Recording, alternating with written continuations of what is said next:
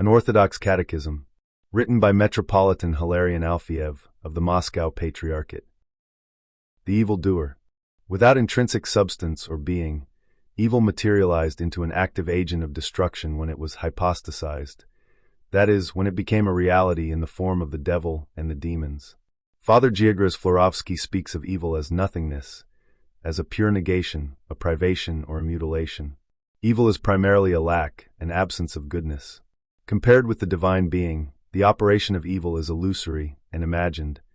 The devil has no power where God does not allow him to operate. Yet, as being a slanderer and a liar, the devil uses falsehood as his main weapon. He deceives his victim into believing that within his hands are concentrated great power and authority. The truth is that he does not have this power at all.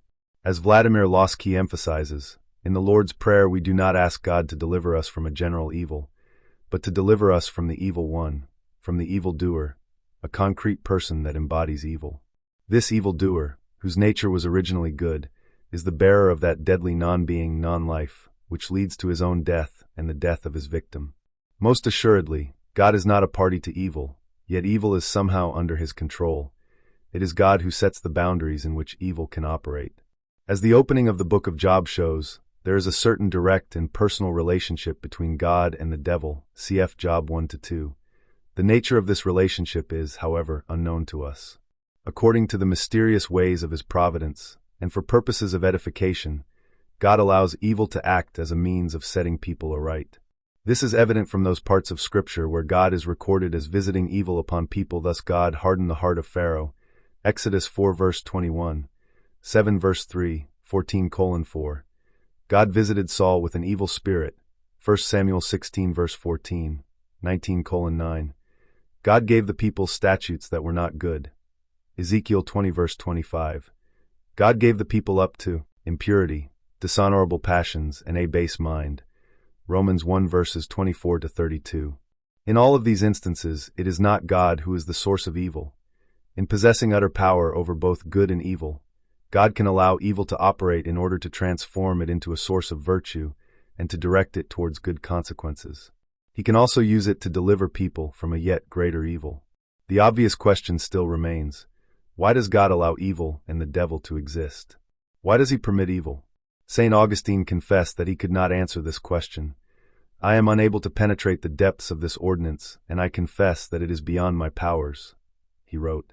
St. Gregory of Nyssa answered the question in a more optimistic manner. God permits the devil to act for a certain time only, yet there will come a time when evil will be finally obliterated by the long cycle of ages, and when nothing outside of good will remain, but the confession of Christ's lordship will be unanimous even from the demons. The belief in the final restoration of the demons and the devil into their initial state was held also by St. Isaac of Nineveh, as well as by some other early church writers.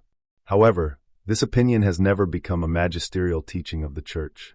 The Church knows that evil is neither co-eternal with God nor equal to him. That the devil rebelled against God and even became the king and ruler of hell does not mean that his kingdom will last forever. On the contrary, Christian eschatology, as we shall see later, is profoundly optimistic and strongly holds faith in the final victory of good over evil, God over the devil, Christ over the Antichrist. Yet, what this victory will entail, and what the final outcome of the existence of evil will be still remains unclear in Christian teaching. Pondering on this, the human mind once more falls silent in the presence of the mystery, powerless to delve into the depths of divine destinies.